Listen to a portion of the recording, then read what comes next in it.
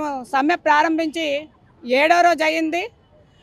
7 రోజులు బట్టి మేము సమ్మె మండలాల్లోనే జరిపిస్తున్నాము. ఈరోజు ఆర్డీఓ గారికి మా సమస్యల మీద వినతిపత్రం ఇవ్వాలనేసని 5 ప్రాజెక్టుల నుంచి ఇక్కడికి వచ్చున్నాము. ఆర్డీఓ పరిధిలో ఉన్న 5 ప్రాజెక్టులు ఎస్కోట, వియ్యంపేట, భోగాపురం, విజయనగరం, గంచేడు ప్రాజెక్టు వాళ్ళని అంగన్వాడీ వర్కర్లు, హెల్పర్లు, మినీ వర్కర్లు అందరం వచ్చున్నాము. మేము ఒకటే విన్నవించుకుంటున్నాం, కనీస వేతనం ఇవ్వండి, ఉద్యోగ భద్రత కల్పించండి అనేసని. సుప్రీంకోర్టు తీర్పు ఇచ్చింది గ్రాడ్యుటీ చెల్లించమని. అలాంటిది గ్రాడ్యుటీ కూడా చెల్లించడం లేదు. ఆన్ డ్యూటీలో చాలామంది ఈ మధ్యకాలంలో చనిపోతున్నారు. వాళ్ళకి మట్టి ఖర్చులకు కూడా ఏమి ఇవ్వడం లేదు.